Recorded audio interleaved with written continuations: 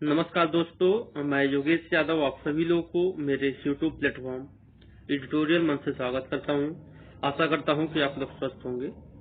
आज हम लोग लेट्स नो सीरीज की 97th वीडियो देखेंगे, जिसमें हम लोग जानेंगे राधा कृष्णन कमीशन यानी राधा कृष्णन आयोग जो 1948-1949 में इसकी रिपोर्ट सबमिट हुई थी। ठीक है, इस राधा कृष्णन कमीशन को जानने से पहले हम लोग को ये जान लेना होगा कि ये राधा कृष्णन कौन थे। राधा कृष्णन एक इंडियन फिलोसफर थे, एक पॉलिटिशियन थे। ठीक है, ये आपको पता होगा कि ये भारत के पहले वाइस प्रेसिडेंट भी रहे हैं 1952 से 1957 तक, और ये भारत के सेकेंड प्रेसिडेंट भी रहे, प्रेसिडेंट 1962 से 1967 तक। और एक अच्छी उपलब्धि इनको है कि ये 1954 में इनको क्या मिला है, भारत का सबसे सर्वश्रेष्ठ पुरस्कार जिसे भारत रत्न बोलते हैं। ठीक है, ये मिला है इनको। ठीक है दोस्तों, लेक्चर स्टार्ट करने से पहले हम लोग को ये जान लेना होगा कि इस पूरे लेक्चर में क्या क्या चीजें डिस्कस होने वाली हैं। तो सबसे पहले ये जानेंगे कि ये राधा कृष्णन कमीशन क्या है, इसके बारे में जानेंगे। और अगर कोई कमीशन बन रहा है, ठीक है, अगर कोई भी आयोग का गठन किया जा रहा है तो उसका कोई न कोई एक क्यों, मतलब एक बेसिस होगा। क्या होगा? एक बेसिस होगा कि ये क्यों फॉर्म किया जा रहा है। ठीक है, तो ये यहाँ पर ये देखेंगे।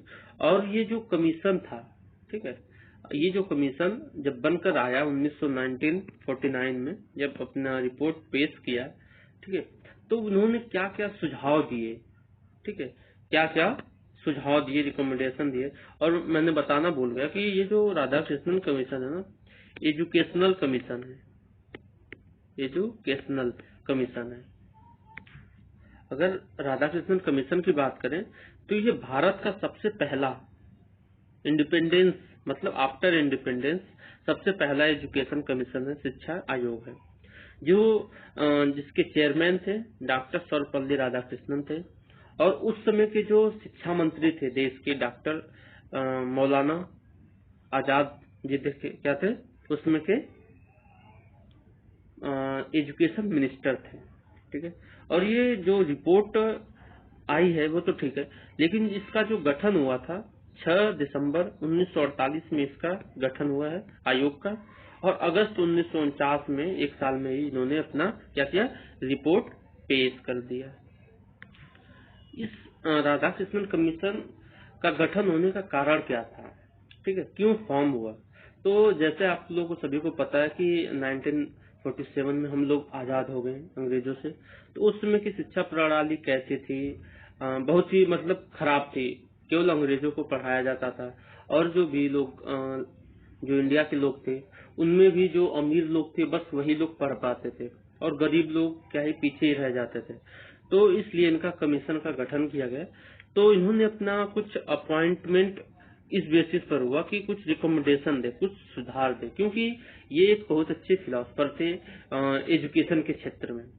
तो ये शिक्षा का एम बताए हैं कि एजुकेशन का क्या क्या एम होना चाहिए, उस टाइप का करिकुलम सेटअप किया जाए इंडिया में।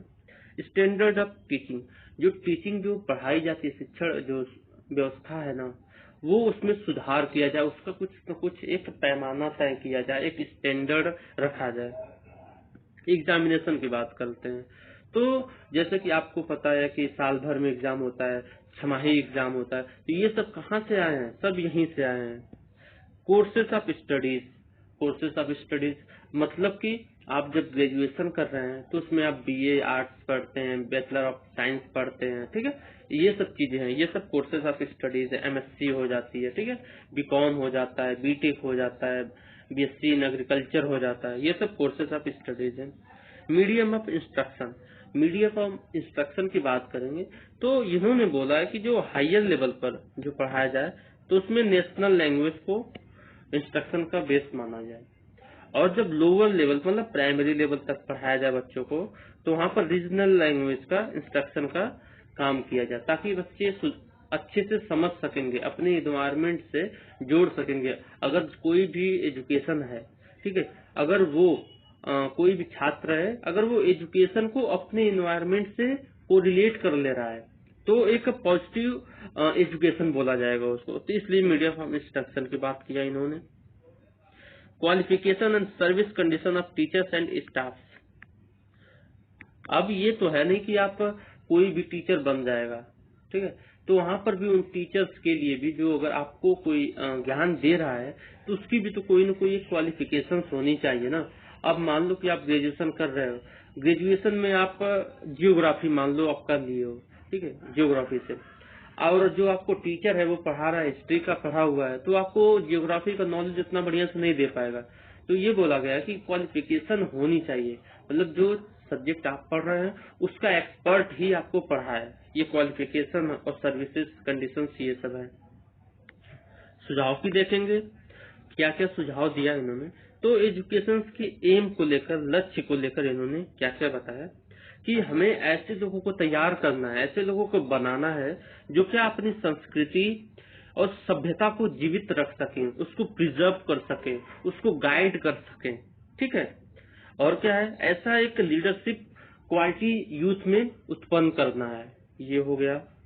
और अपने आप को जो हायर वैल्यूज है जैसे अहिंसा, ठीक है, लव, एक दूसरे को रिस्पेक्ट, ठीक है, ये सब हायर वैल्यूज को प्राथमिकता दिया इन्होंने।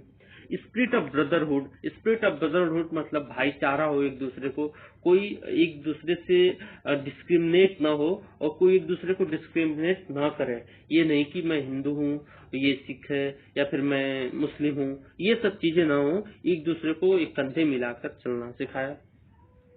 लव ऑफ पीस, शांति की बात किया इन्होंने कि मतलब लोगों में क्या हो कि शांति की बात करें, जो बच्चे पढ़ कर निकले वो शांति की बात करें। फ्रीडम आजादी की बात करें एक दूसरे को लेकर। Dislike for cruelty in student, और उन्होंने बताया कि सुझाव में ये भी दिया कि जो क्रुएल्टी होती है स्टूडेंट को लेकर, और फिर जो स्टूडेंट खुद पढ़कर कहीं करते हैं, इन सब चीजों को क्या किया जाए, नकारा जाना चाहिए, ठीक है। दूसरा पॉइंट क्या है सुझाव में, स्टैंडर्ड्स ऑफ टीचिंग, मतलब जो आपका टीचिंग है, जो आपका शिक्षण है, शिक्षण कौशल पर बात किया इन्होंने। मतलब एक प्रकार से बताता हूँ, जैसे कि इन्होंने बताया कि 12th स्टैंडर्ड के बाद आपने 12th कर लिया, उसके बाद ही आप क्या कर सकते हैं, ग्रेजुएशन कर सकते हैं, ठीक है। आप लोग ये होता भी है, अभी होता है, ठीक है। ये कहाँ से लिया गया, राधा कृष्णन कमीशन से लिया गया है।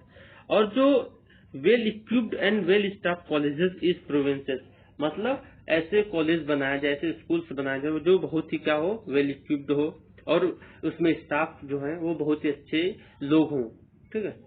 और क्या है, in order to avoid overcrowding in colleges, the maximum number of student in arts sciences stream should be 3000 and 1500 respectively.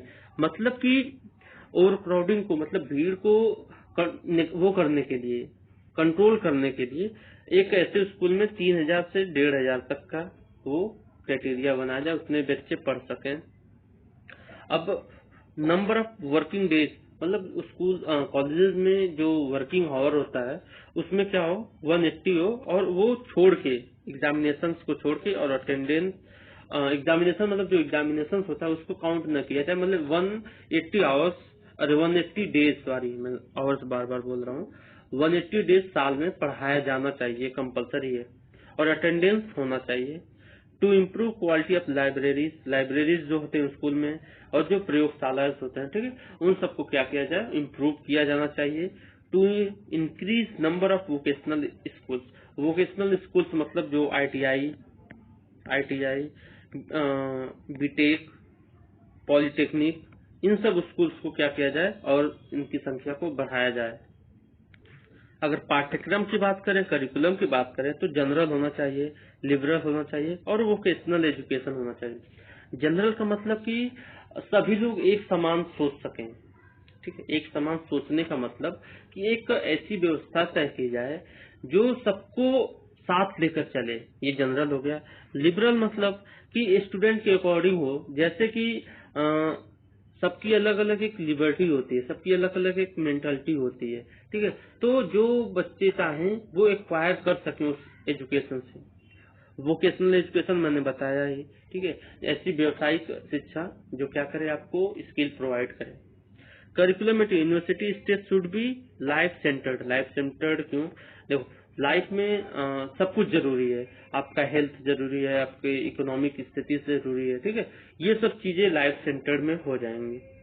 Ideas of science and appreciation of higher value, जो साइंस को बढ़ावा देने की बात करते हैं और जो हायर वैल्यूज होते हैं, जैसे कि गांधी जी के थे, ठीक है, अम्बेडकर जी के थे, रविन्द्रनाथ टैगोर जी के थे, इन लोगों के जो वैल्यूज थे वो बहुत ही, स्वामी विवेकानंद जी के थे।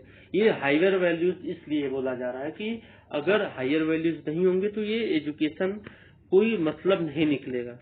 और मैं एग्जाम्पल के तौर पर भी आपको बता सकता हूँ, ओसामा बिन लादेन आपको पता होगा बहुत ही अच्छा पढ़ने में था, बहुत ही अच्छी उसकी क्वालिफिकेशंस थे, लेकिन उसके पास वैल्यूज नहीं थे, वैल्यूज या मोरल या इथिक्स नहीं थे, जिसकी वजह से उसने ऐसा कार्य किया, ठीक है। अगर बात कर लेते हैं सुझाव में एग्जामिनेशन की, तो जो 1/3 मार्क हो, मान लो कि 100 नंबर का कोई एग्जाम हो रहा है, तो उसमें से 33.33% जो क्या हो, आपके जो प्रीवियस पढ़े हो, प्रीवियस मतलब कि आपके जो समेटिव एग्जाम्स होते हैं, वीकली एग्जाम्स होते हैं, आपके कैरेक्टर्स पर, ठीक है, इस पर क्या किया जाए, नंबर दिया जाए, और सब क्या हो, लास्ट में नंबर दिया जाए। Practice of avoiding grace marks should be abolished, मतलब कि आपको जो ग्रेस मार्क दिया जाता है वो क्या किया जाए, एबोलिश कर दिया जाए, नहीं किया जाए। और जो एग्जामिनेटर होते हैं, जो इन्विजिलेटर जिन्हें बोला जाता है, उनका कम से कम 5 साल का टीचिंग एक्सपीरियंस होना चाहिए एग्जाम में, जो इन्विजिलेटर का कार्य करते हैं, ठीक है। Adoption of grade system in post graduate and professional examination, जो ग्रेड सिस्टम होता है, जैसे ABCD ग्रेड होता है ना, वो क्या किया जाए, पोस्ट ग्रेजुएट PG में, जैसे मास्टर्स होता है ना उसमें, और प्रोफेशनल एग्जामिनेशन में करना चाहिए। सुझाव में ही अगर एडमिनिस्ट्रेशन एंड फाइनेंस की बात करें कि भाई अगर कोई यूनिवर्सिटी है तो उसमें पैसे की जरूरत होगी, तो सेंट्रल और स्टेट यूनिवर्सिटीज होती हैं, ठीक है। तो सेंट्रल और स्टेट यूनिवर्सिटीज मिलकर क्या करेंगी, सेंट्रल और स्टेट गवर्नमेंट मिलकर क्या करेगी, 60:40 का रेशियो बनाकर फाइनेंस प्रोवाइड करेगी, ठीक है। मीडियम ऑफ इंस्ट्रक्शंस क्या होना चाहिए, मैंने बताया कि हायर लेवल पर क्या होगा, नेशनल लैंग्वेज हो, और लोअर लेवल पर क्या हो, रीजनल लैंग्वेज हो।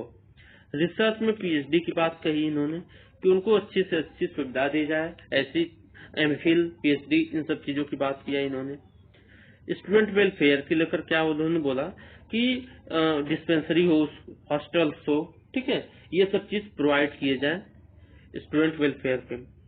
रूरल एजुकेशन की बात कही, रूरल एजुकेशन कैसे बढ़ेगा, गांव के बच्चे तो शहर में आकर पढ़ नहीं सकते हैं, उनके पास उनकी इकोनॉमिक कंडीशन थोड़ा वीक होती है, जिसकी वजह से वो बाहर नहीं निकल पाते। तो एक ऐसा सिस्टम लाना चाहिए, एक सिस्टम नहीं, मतलब कि हर एक कस्बे में बोल सकते हैं, या हर एक डिस्ट्रिक्ट में एक यूनिवर्सिटी का गठन किया जाए, जैसे कि हमारे आजमगढ़ में इसमें सुहेलदेव यूनिवर्सिटी का स्थापना हुआ है, ठीक है। तो जो बच्चे दिल्ली आकर पढ़ते थे, इलाहाबाद आकर पढ़ते थे, लखनऊ जाते थे, वो बच्चे जो जाते थे वो तो ठीक है, लेकिन जो नहीं जा पाते थे वो वहां से अपना एजुकेशन एक्वायर कर सकते हैं। इसलिए रूरल एजुकेशन कैसे बढ़ेगा, उस प्रकार से। दोस्तों, ये मेरा इंस्टाग्राम आईडी है, ये फेसबुक आईडी है, योगेश यादव चिराग। आप लोग इस पर मुझसे जुड़ सकते हैं, कोई भी क्वेरी हो पूछ सकते हैं। Thank you for watching me today.